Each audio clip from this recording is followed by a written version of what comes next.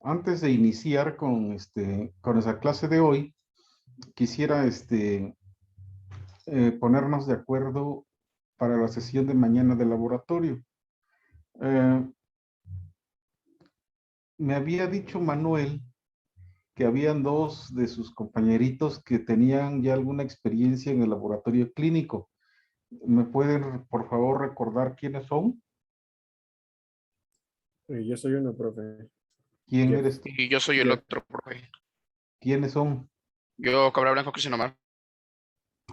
Cobos Guillén, Jeffrey Mar. A ver otra vez, por favor.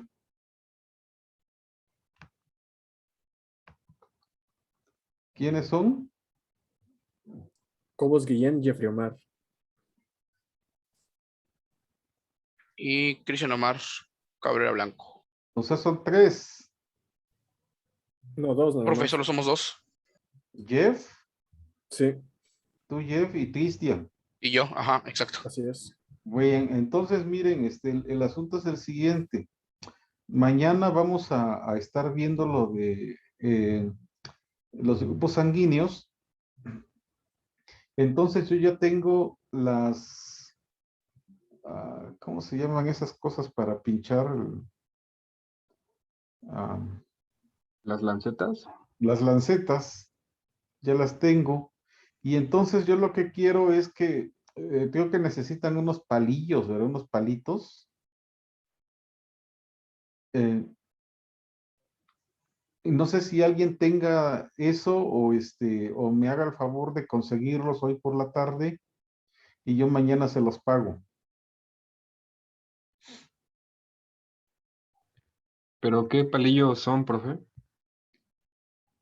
Bueno, los que ya han hecho esta prueba, ¿cómo la han hecho? ¿Cómo hacen, cómo mezclan los reactivos con las gotitas de sangre? Con las pipetas automáticas.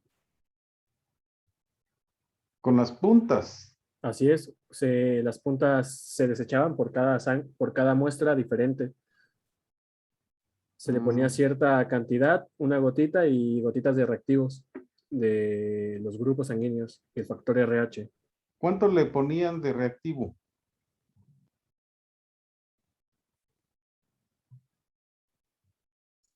De los goteros le poníamos una gotita nada más, de reactivo AB y AB. Ajá, entonces vamos a necesitar puntas, ¿no? Bueno, porque también estos chicos del cuarto A lo hicieron, pero esta niña que se hizo cargo de esto llevaba unos palillos, unos palitos ahí, que bueno, hizo pedacitos y ya con eso los mezclaban. Bien, entonces vamos a hacer lo siguiente, por favor. ¿Alguien podría llevar algodón? Yo llevo el alcohol. ¿Alguien podría conseguir un poco de algodón? Yo se lo pago mañana. Yo lo llevo, profe. Manuel.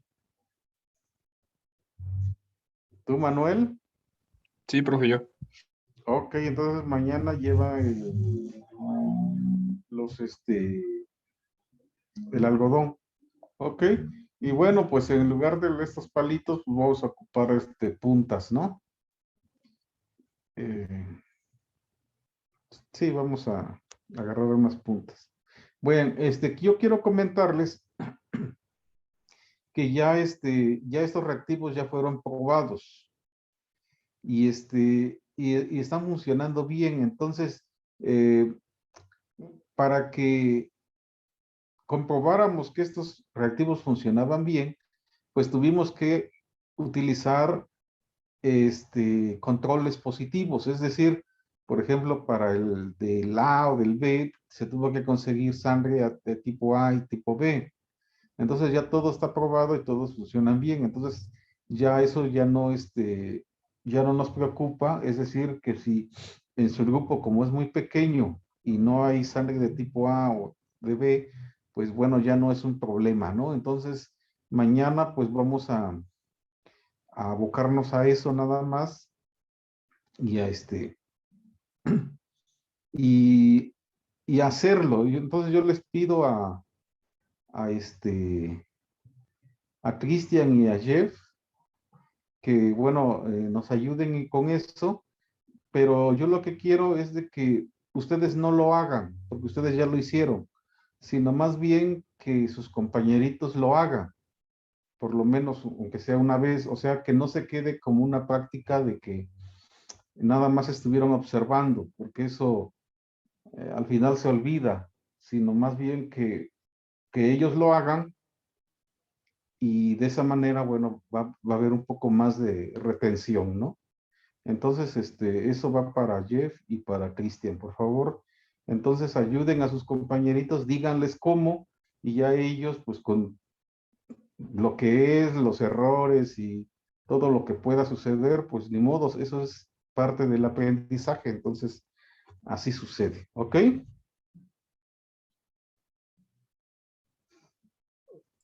Está bien, profe. Bien, pues entonces vamos a, ya que nos pusimos de acuerdo, vamos a continuar con nuestro tema. No, ya no recuerdo exactamente a dónde nos quedamos.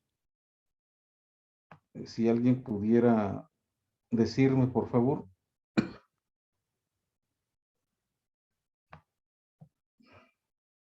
Estábamos viendo esto del metabolismo, ¿no? Esto, pero no recuerdo. Yo pienso que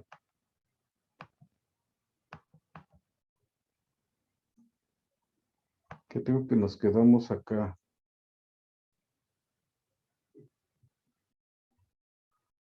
Bueno, que vimos la ruta glucolítica, ¿no?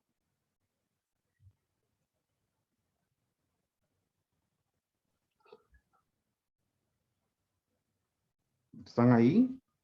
Si no mal recuerdo, sí, profe, creo que sí nos quedamos en esa Sí, parte. profe, en esa Así es, profe. diapositiva nos quedamos. Así es. Ahí. Bien, pues entonces, vamos a darle una repasadita así rapidito y llegamos a nuestro tema, ¿ok?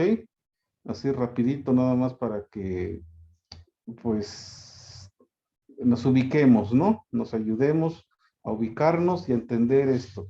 Yo les comentaba que esto, bueno, pues estas son rutas metabólicas. Esto que tenemos acá es un mapa metabólico.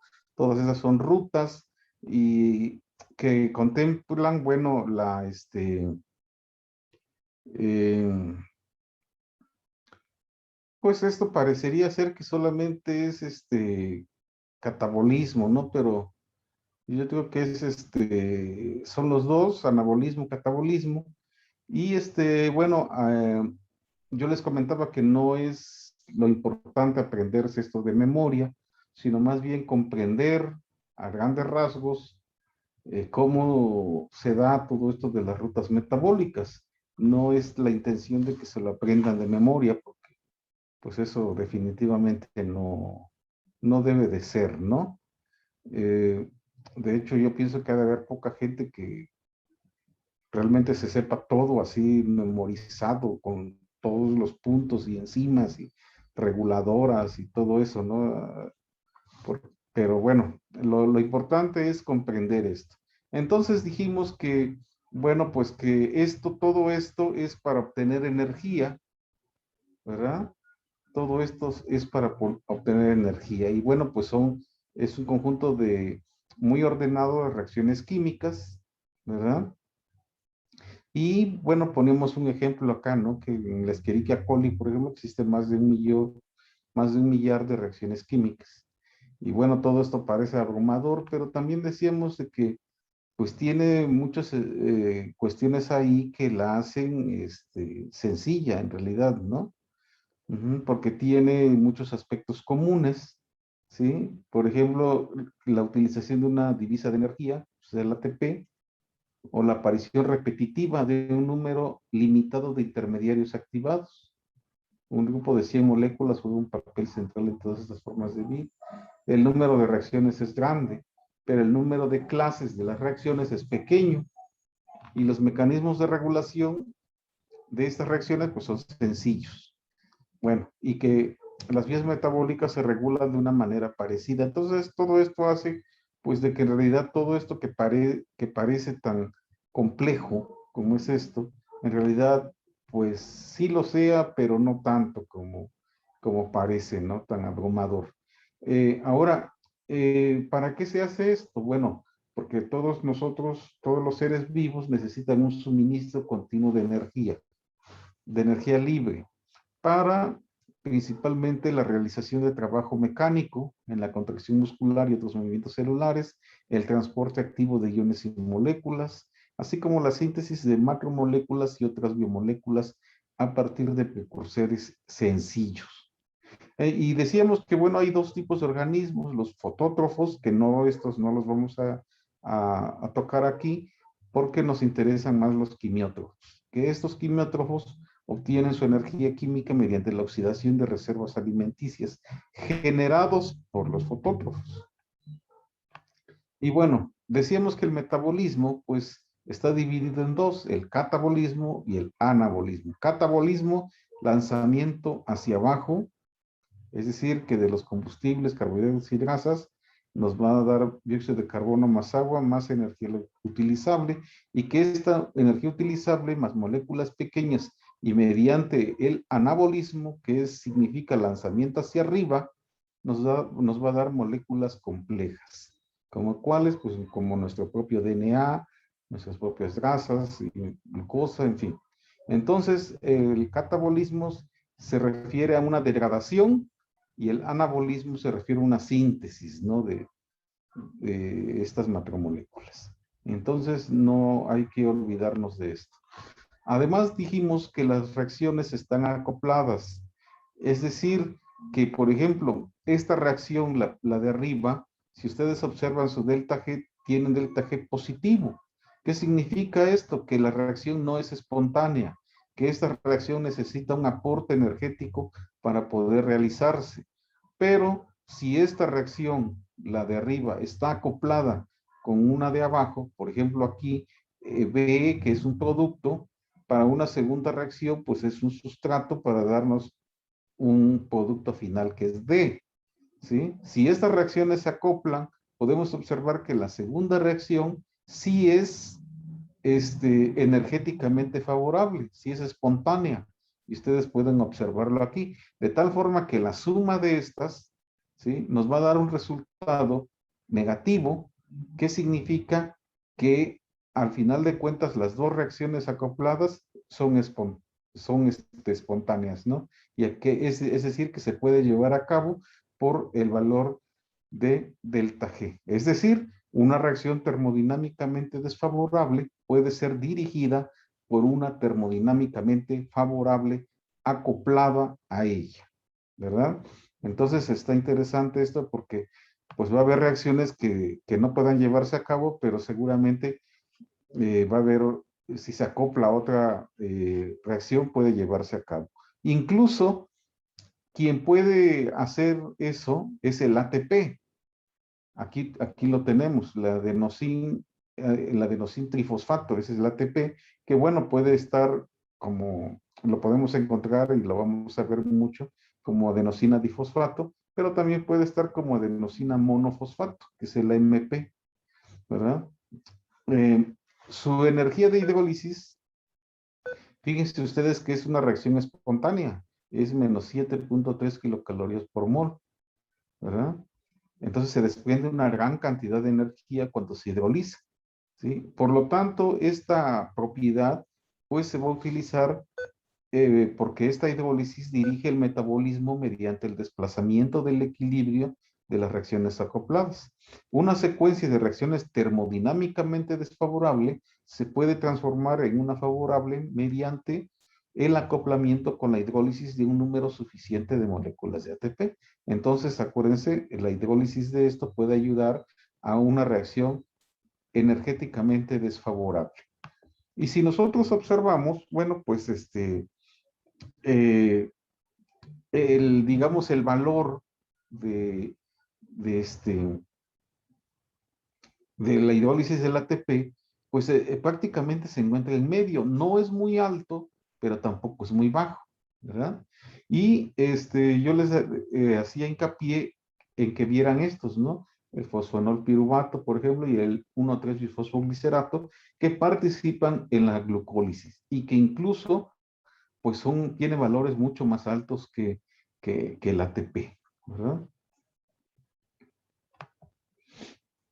Este es un esquema muy general, pero a la vez muy bonito, muy representativo, en el que se observa cómo el ADP, acuérdense que aquí es adenosina difosfato de 2, ¿sí? Al transformarse, se transforma a ATP mediante la oxidación de moléculas combustibles, ¿verdad?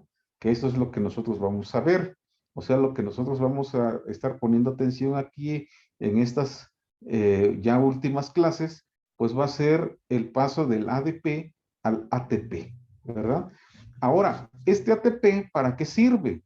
Bueno, pues este sirve para todo esto que tenemos aquí, ¿sí? El movimiento, el transporte activo, la biosíntesis, la amplificación de señales, etcétera, etcétera. Y se ocupa este ATP para darnos nuevamente el ADP, que otra vez este ADP, mediante la oxidación de moléculas combustibles, nos va a volver a dar ATP y así es como se está formando este ciclo, ¿verdad? Entonces nosotros pues vamos a ver esto, principalmente esto, lo azul. Y dijimos, bueno, que este era un mapa muy bonito, muy interesante.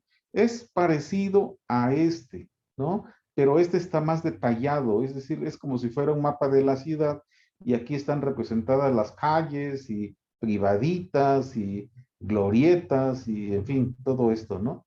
Pero en nuestra gráfica de abajo, pues es más general, ¿no? Es decir, están representadas las vías más importantes, ¿sí? De ese mapa, ¿sí? Pero bueno, viene siendo lo mismo, ¿no?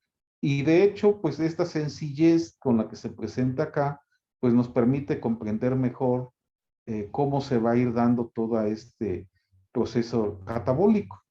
Por ejemplo, decíamos que de los azúcares, los polisacáridos, pues tenemos a la glucosa y otros azúcares, y por la vía glucolítica, pues nos va a dar piruvato, que este a su vez se va a convertir en acetilcoenzima A, ¿verdad?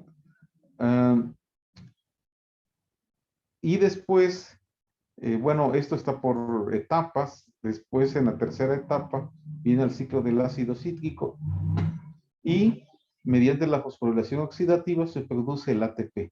Si ustedes recuerdan, habíamos dicho en la gráfica anterior que mediante todo esto, vamos a obtener el ATP. Nuestra misión es ver cómo se obtiene el ATP.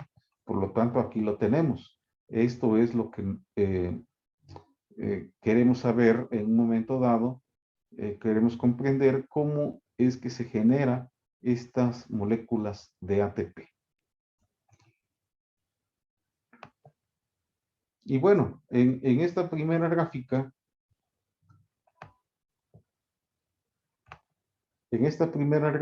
pues lo que íbamos a mirar era esto, ¿no? Precisamente esto, de la glucosa y otros azúcares, esto. Posteriormente, después, hoy vamos a ver esto y después regresamos a ver la degradación de ácidos grasos y degradación de aminoácidos para después ver lo que es la fosforilación oxidativa. Y bueno, lo que yo les comentaba es de que tenemos que ubicarnos, ¿verdad? Por ejemplo, la glucólisis, mejor dicho, la glucólisis se lleva a cabo en el citosol, aquí, afuera, ¿sí? En cambio, la ruta que vamos a ver hoy, que es el ciclo de Krebs, que es por ejemplo, se lleva a cabo en la matriz mitocondrial, es decir, aquí, en este espacio que está formando la membrana interna. Esta es la matriz mitocondrial. Entonces, si podemos observar, la mitocondria, la estructura de la mitocondria, pues está constituida por dos membranas. La membrana externa, que está aquí en amarillo, que es muy permeable, es decir, no es muy selectiva esta membrana, ¿sí? pero también está formada por una membrana interna, que es esta, la azul. Y esta membrana interna sí es muy selectiva. Entonces aquí no puede pasar cualquier cosa y es demasiado selectiva. Y esta es la que forma las crestas y dijimos que en la parte de adentro, pues esta se llama matriz mitocondrial. Entonces nosotros vamos a estar viendo aquí la cuestión del citosol con la matriz mitocondrial. Esta es nuestra ubicación, digamos, celular en la cual nosotros estamos estudiando el metabolismo, el catabolismo de los azúcares, de las proteínas, de las grasas. Habíamos comentado también que vamos a encontrar bastante, ¿sí? Aceptores de electrones, ¿verdad? Por ejemplo, aquí la nicotinamina adenina dinucleótido, que se abrevia como NAD, ¿sí? Puede estar en un estado oxidado como este, ¿sí? O bien puede estar en un estado reducido como este, donde pues ganó 2 electrones, ¿sí? Y por lo tanto, así lo vamos a representar en su estado reducido, con la ganancia de electrones, y este va a estar en su estado oxidado, ¿verdad? Entonces vamos a estar viendo muy frecuente esta molécula de NADH. También otro que vamos a encontrar muy frecuentemente va a ser el flavina adenina dinucleótido, ¿sí? Que también está en su estado oxidado. Con la ganancia de electrones vamos a tener su forma reducida. Y entonces, ahora sí, ya los tenemos aquí en esta tabla resumido todo esto. Por ejemplo, aquí lo tenemos, vean ustedes el NADH, ¿sí? Con los electrones, el flamina adenina dinucleótido reducido igual, y quien va a aparecer ahora bastante va a ser el coenzima A, que lleva grupos acilo, ¿verdad? Y, bueno, decíamos de que todos, que digamos, las rutas metabólicas son sencillas en sí, porque también tienen un,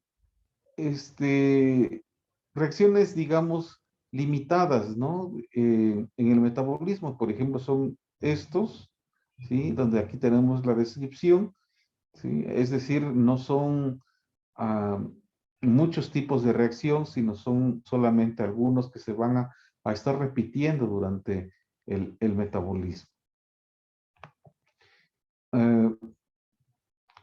Esta gráfica, por ejemplo, representa un esquema muy general, ¿no? Pero si ustedes se observan, pues poco a poco nos hemos estado metiendo un poco más. Antes la gráfica era un poco más general y ahora poco a poco estamos ya introduciéndonos un poquito más en lo particular.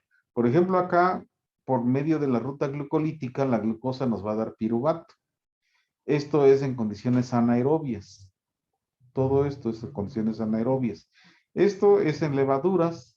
Este piruvato se va a convertir en etanol, y en músculo este piruvato se va a convertir en lactato. En condiciones aerobias, que aquí lo tenemos, en condiciones aerobias, la situación cambia, ¿sí? Y esto es lo que vamos a estar viendo hoy, ¿no? Digamos, un proceso no hasta fosforilación oxidativa, sino más bien al ciclo de Krebs. Pero es interesante todo esto.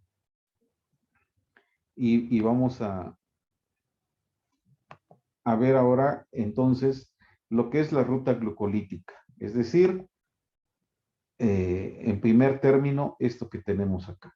Y habíamos dicho que, bueno, aquí para una mejor comprensión se dividían en 3 estados, ¿verdad?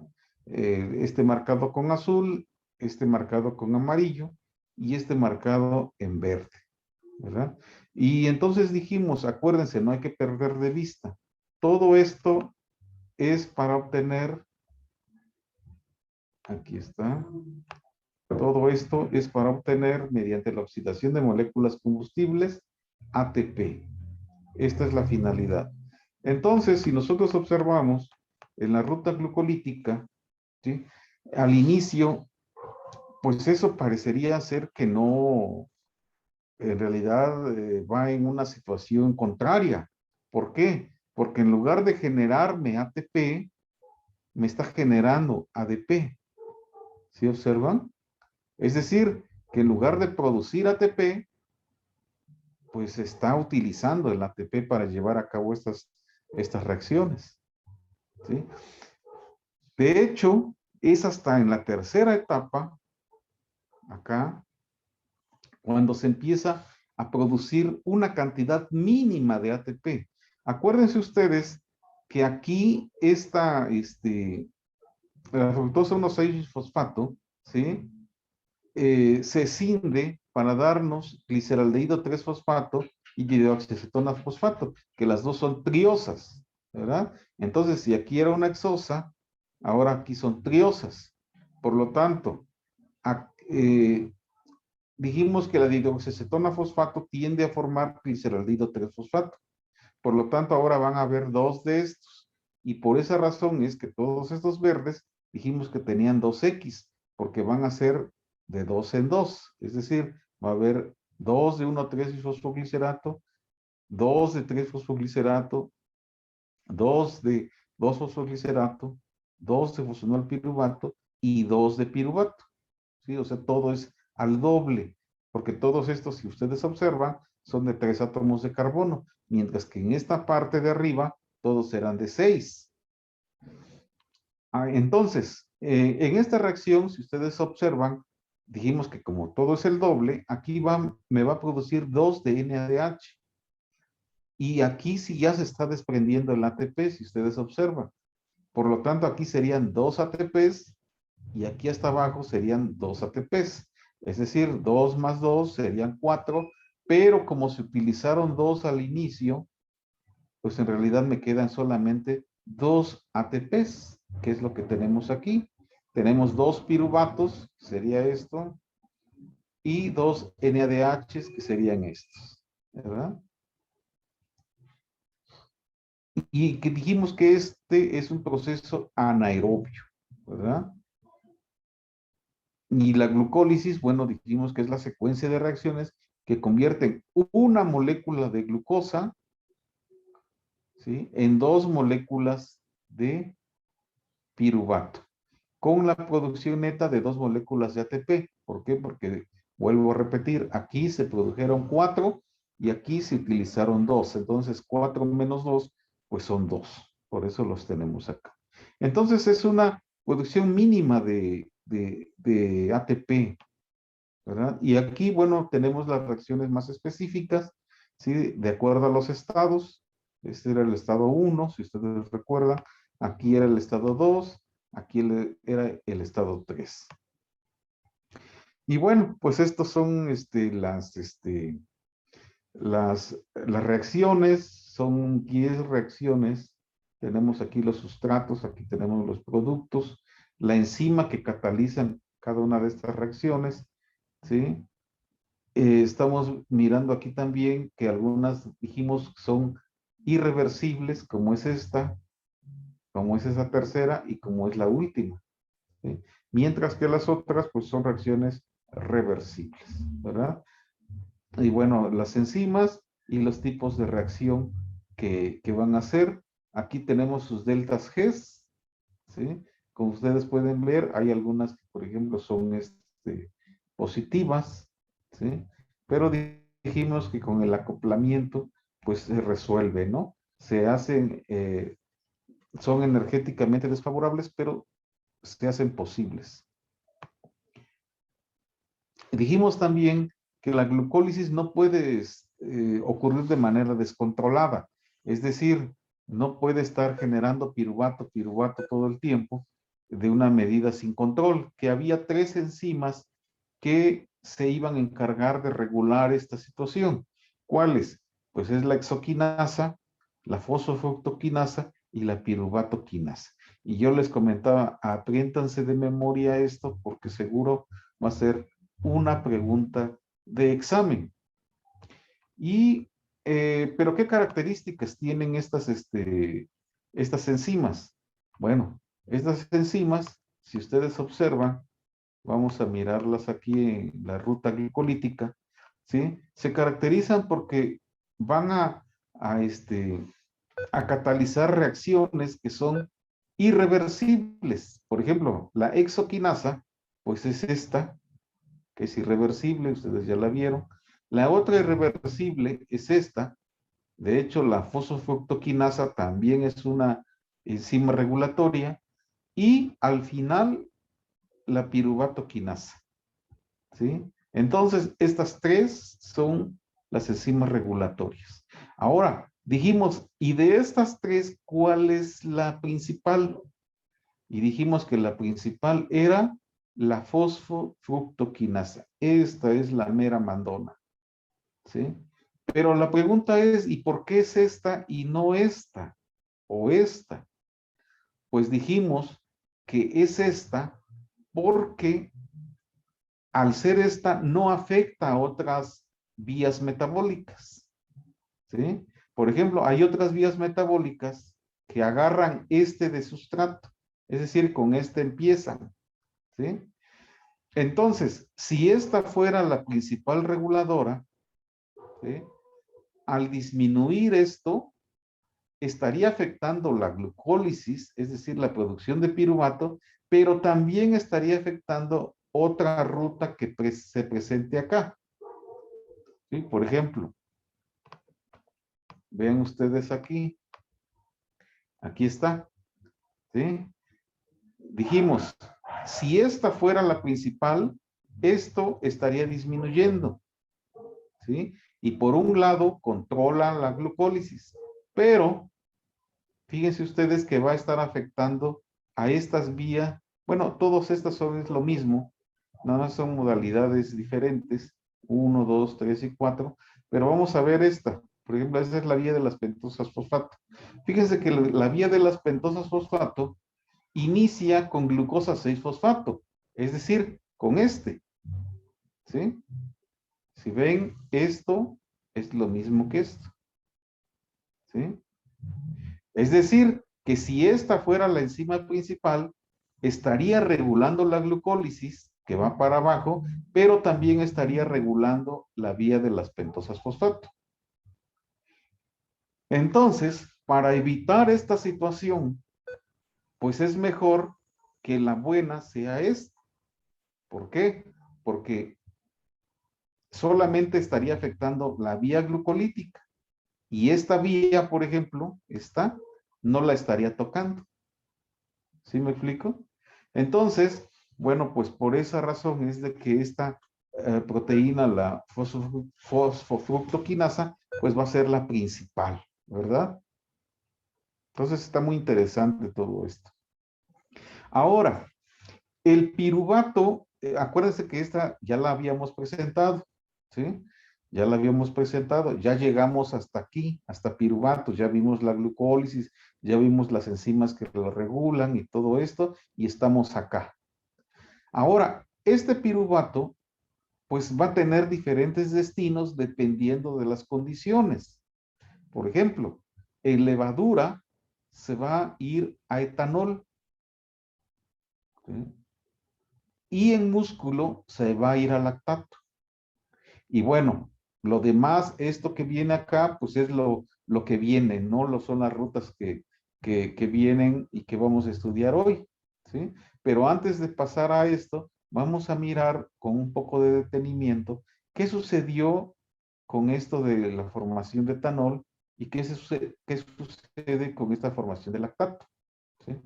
Bueno, pues ustedes saben que las bebidas, bueno, vamos a regresar un poquito otra vez a la ruta glucolítica, aquí, ¿sí? Primero, vamos a observar, vamos a poner atención acá, aquí, ¿sí?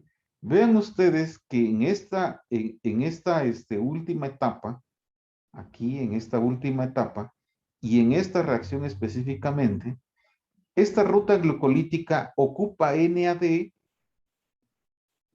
es decir, para darme NADH, es decir, pasa de un estado oxidado a un estado reducido, ¿sí?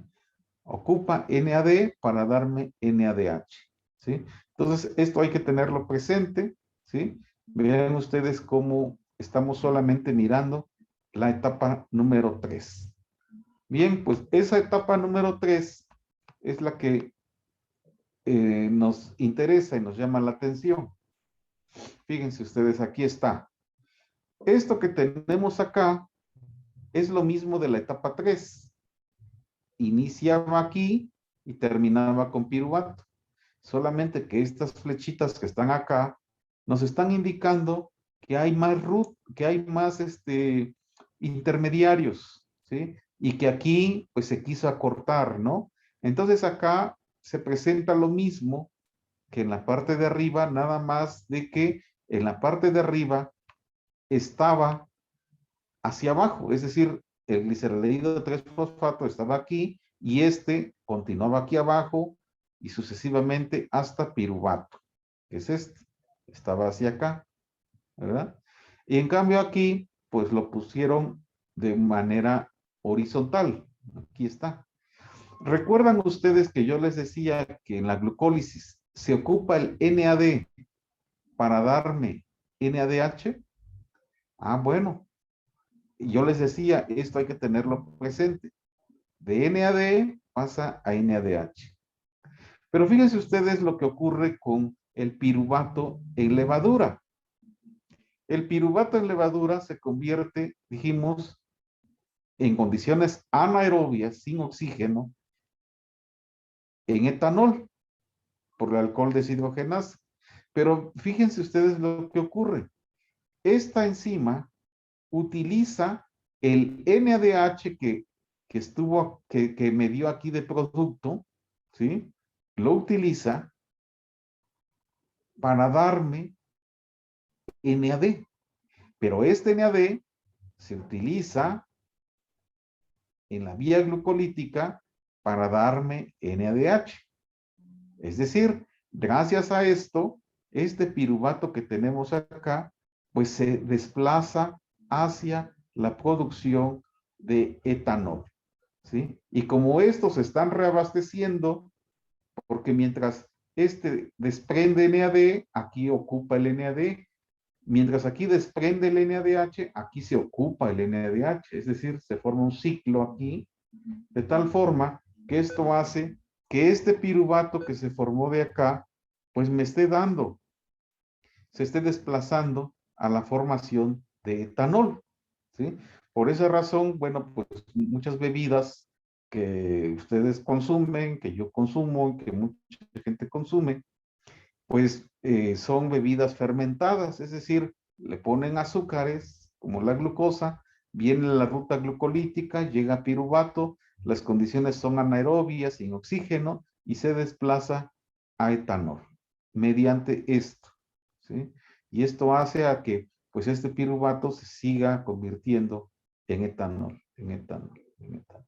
Hasta que las cantidades del azúcar acá pues disminuyan y ya entonces esto pues ya deja de funcionar, ¿no? Bien, algo muy parecido ocurre con el músculo, ¿sí? Este piruvato, ¿sí? Acuérdense, generado durante la glucólisis, pues me va a dar lactato, ¿sí? Pero esta enzima, al igual que el alcohol deshidrogenasa, ocupa NADH para producirme NAD, igualito que acá, ¿sí? Solamente que aquí, si comparamos esta serie con esta, pues acá ya no se puso la ruta glucolítica, es decir, ya no está esto, ya no se marcaron aquí con rojo y con azul cómo se daba el ciclo, sino que aquí, pues prácticamente este ND, pues es este, ¿sí? Que a su vez es utilizado aquí para darme NADH y que este NADH es utilizado por el lactato deshidrogenasa y de esa forma se forma el ciclo. Por lo tanto, si las condiciones anaerobias continúan y las necesidades así lo lo requieren, pues se sigue formando lactato.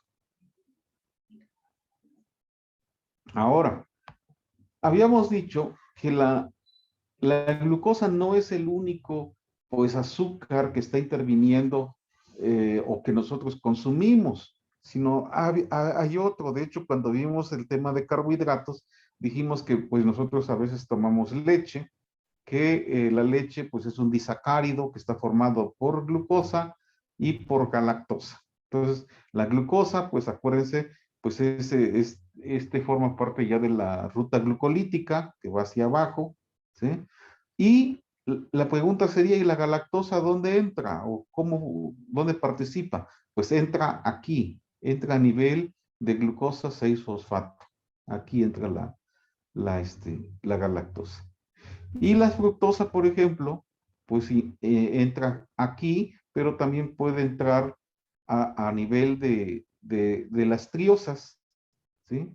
Que estas, acuérdense que son triosas. Aquí es a donde se parte la fructosa no 6-fosfato, ¿sí? Y estas son las triosas. Bueno, pues la fructosa y puede formar tanto la dihidroxiacetona fosfato como el gliceraldehído 3-fosfato. Y aquí pues tenemos precisamente esto, ¿no? Como se convierte tanto en dihidroxiacetona fosfato como el gliceraldehído 3-fosfato.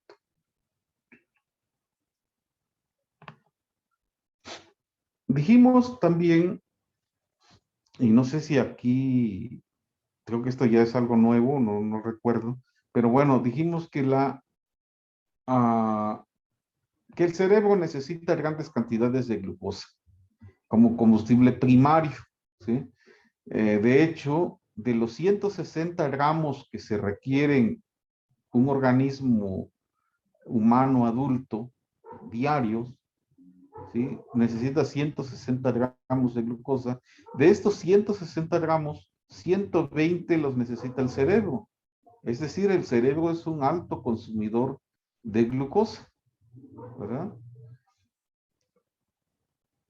Y bueno, ¿cómo están los niveles? Y dijimos que la cantidad de glucosa presente en los líquidos corporales es de unos 20 gramos y que del glucógeno es aproximadamente 190 gramos, ¿sí? Y entonces que estas reservas pues son suficientes para cubrir las necesidades de un solo día, pero durante periodos más largos de ayuno debe de formarse de fuentes. Acuérdense que el cerebro exige glucosa, ¿no? Que debe de formarse a partir de fuentes no carbohidratadas, ¿sí? Y aquí es a donde entra lo que es la gluconeogénesis, ¿sí? ¿Qué es la gluconeogénesis? Bueno, pues es la síntesis de glucosa a partir de precursores no glicídicos. ¿Como quién? Pues como el piruvato, ¿sí? Como el ácido láctico, ¿sí? Algunos aminoácidos y el glicerol. Ahora, si ustedes observan esto, se parece mucho a la glucólisis. De hecho, los azules, estos azules que están acá, ¿sí? Son las mismas enzimas que están en la glucólisis. Es lo mismo, ¿sí? Y los que están en rojo, pues son la diferencia que va a haber entre la glucosa, la glucólisis y la gluconeogénesis. Si ustedes observan, que la glucosa es una reacción irreversible que va hacia abajo, aquí tiene que ser sustituida por una que vaya hacia arriba. De igual manera aquí, en la glucólisis era la fosfofructoquinasa, si ustedes recuerdan. Pues aquí es sustituida por otra enzima que en lugar de ir hacia abajo, va hacia arriba, ¿sí? De igual manera aquí abajo, ¿no? Aquí era la piruvato quinasa, que es sustituida. Entonces, acá solamente pudiéramos confundirnos y decir, bueno, ocurre de manera simultánea, es decir, chocan, ahí hay un colapso entre la glucólisis, que sería de acá para abajo, y la gluconogénesis, que sería de abajo para arriba? Y la respuesta es no. ¿Por qué? Porque las dos vías están estrictamente controladas por señales intercelulares e intracelulares, de tal forma que están reguladas para que no se den simultáneamente en la misma célula. Entonces, sí comparten lo mismo porque, bueno, eso también es una característica del metabolismo, ¿sí? Algunas reacciones son las mismas, ¿sí? Pero jamás van a tener un colapso, es decir, mientras que uno se degrada, el otro sube. ¿Por qué? Porque van a estar estrictamente controladas por las necesidades principalmente energéticas. Bien, vamos a continuar con nuestro tema. Si ustedes vuelvo a poner esto, porque ahora, pues ya vimos cómo es la degradación de la glucosa y otros azúcares hasta piruvato, que el piruvato pues no lo encontramos acá, pero aquí debe de estar el piruvato, ¿verdad? Y ahora lo que vamos a hacer es estudiar esto, ¿sí? Y una vez que veamos esto, ahora sí vamos a estudiar la degradación de ácidos grasos y la degradación de aminoácidos, ¿verdad? ¿Qué podemos decir del ciclo de Krebs? Bueno, esto se llama ciclo del ácido cítrico, ciclo de los ácidos tricarboxílicos o ciclo de Krebs. En cualquiera de estos nombres, pues se refiere a lo mismo. Y viendo esta figura, pues, ¿qué sería? Pues que el ciclo de Krebs es la vía, fíjense, vía final común para la oxidación de las moléculas energéticas. Y vean ustedes que efectivamente todos inciden acá, tanto los aminoácidos, los azúcares y las grasas, todos caen acá. Por eso dice aquí que es la vía final común para la oxidación de moléculas energéticas. ¿Sí? Bueno, ahora, la mayoría de las moléculas energéticas entran como acetilcoenzima A. ¿Y qué es el acetilcoenzima A? Pues es esa estructura, que es esta que tenemos acá. ¿Sí? Bien. Nosotros, ya, entonces ahora, ya conociendo qué es el acetilcoenzima A, pues podemos hacer esta representación, que del piruvato al acetilcoenzima A. Y luego, la incorporación de al ciclo del ácido cítrico. La metabolización anaerobia, porque esto ya es anaerobio, ya acuérdense que la glucólisis era, la glucólisis era anaerobia y esto va a ser aerobio. Entonces, la metabolización anaerobia de la glucólisis hasta piruvato, si ustedes recuerdan, solamente nos generó 2 ATPs, que decíamos que era una cantidad mínima. Pero bueno, eso era solo una parte del ATP que puede proporcionar la glucosa. En el proceso aerobio, que ya es todo esto, ahora sí es todo esto, ¿sí? Se genera la mayor cantidad de ATP. Y fíjense ustedes aquí que vamos a conectarlos. Si ustedes recuerdan, en la vía glucolítica nos dio piruvato, ¿sí? Pero resulta que el ciclo de Krebs se lleva a cabo dentro de la matriz mitocondrial, aquí. Y la glucólisis ocurrió en el citosol, acá. Entonces, ¿sí? El piruvato generado en la glucólisis se transporta al interior de la mitocondria, es decir, a la matriz. Y una vez en la matriz mitocondrial y mediante un complejo de enzimas que se denomina complejo piruvato deshidrogenasa, ¿sí? el piruvato sufre una descarboxilación oxidativa para dar acetilcoenzima A. Y aquí lo tenemos, vean. La glucosa nos da piruvato en la ruta glucolítica. Este piruvato entra a la matriz mitocondrial y dentro de la matriz mitocondrial, ¿sí?, se convierte en acetilcoenzima A mediante un complejo que se llama piruvato deshidrogenasa. Y ahora sí, esto ya continúa, que es lo que vamos a estar viendo.